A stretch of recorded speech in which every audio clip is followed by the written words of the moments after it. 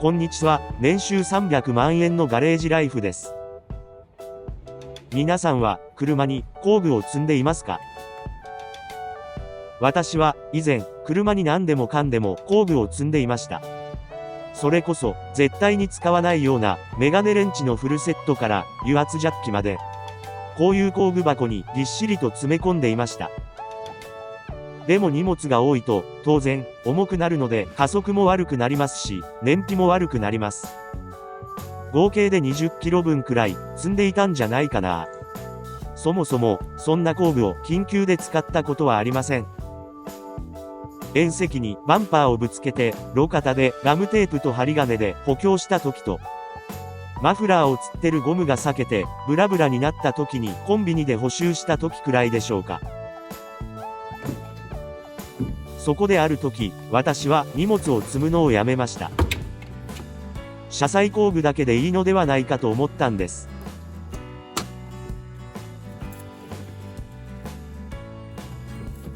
基本的に、車には、パンダジャッキ、レンチ程度の工具しか積まれていません。これは、スペアタイヤに交換するときに必要です。ですが、これでは、不十分ですよね。JAF によると、車のトラブルで多いのが、バッテリー上がりとタイヤのバーストだそうです。つまり、車載工具は、タイヤ交換とバッテリー交換ができるものが、必要最低限の工具ということになります。実は、以前、コインパーキングでバッテリーが上がったことがあるのですが、実際にこれらの工具のみで、バッテリー交換をして事なきを得ました。でも、工具はたくさんあっても、邪魔なだけです。そこで今回は、本当に最低限、これだけは積んでおけばなんとかなる、という工具を紹介します。それも踏まえて、さらにプラスアルファで、積んでおくと良いものを紹介します。1軍手。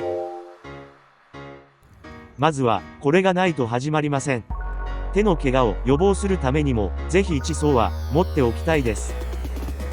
おすすめなのは、人差し指と親指の先を切ってしまったもの。これなら、ネジとかも簡単につまめます。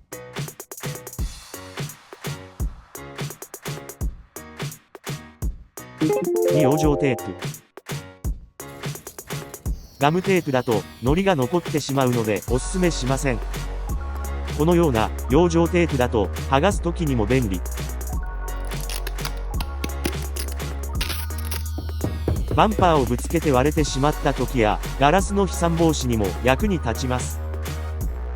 外装以外にも、内装の損傷にも使えるので、一つ持っておくと安心です。3、結束バンド。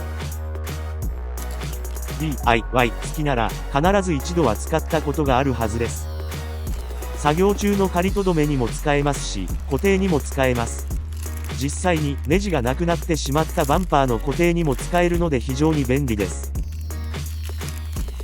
こうやって袋の真ん中を切ってティッシュみたいに出すようにすると便利ですよ。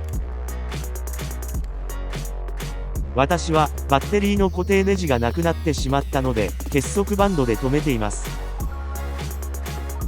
新しいのを買ってこなきゃ。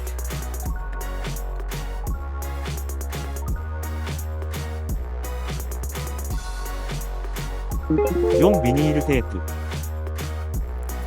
これは養生テープがあればなくてもいいのですが、絶縁する時などに使えます。電装系が壊れてしまった時などに役立ちますね。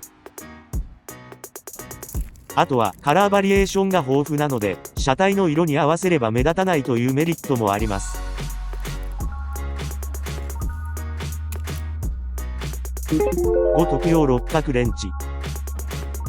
六角レンチは、このようにたくさんの種類がコンパクトになっているものがあるといいと思います。意外な場所に六角ボルトが使われているので、これ一つあると便利です。100均にも売ってますよ。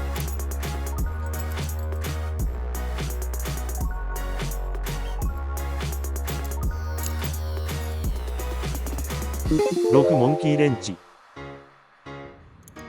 スパナやメガネレンチはたくさん持ち歩くのが大変です。しかも暗いとサイズを確認するのも面倒です。そんな時、おすすめなのがモンキーレンチです。どんなネジやボルトにもこれ1本で対応できます。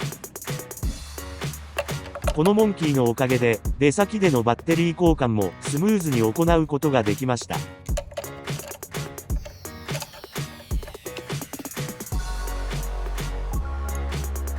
マジで助かりました。しかも車内に積んでおけば、緊急時に窓ガラスを破壊することもできます。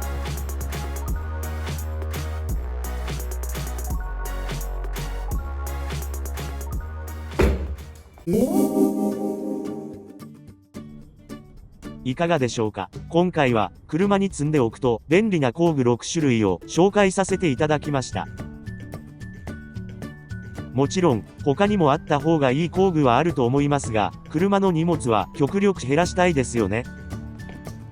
これらの工具が積んであれば、多少のトラブルは自分で何とかできます。ぜひ参考にしてみてください。もしも出先で、車のトラブルにあっても、変な業者に頼まない方がいいです。以前、ネットの広告で、バッテリートラブル、3980円とかいう業者に依頼したら、実際には10万円請求された、なんてトラブルもあったようです。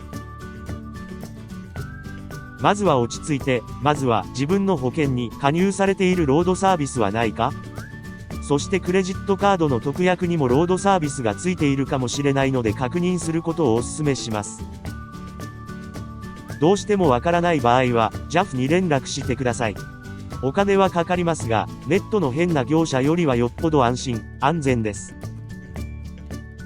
そもそも、5000円程度で、現場に来て、修理もしてくれるはずがありません。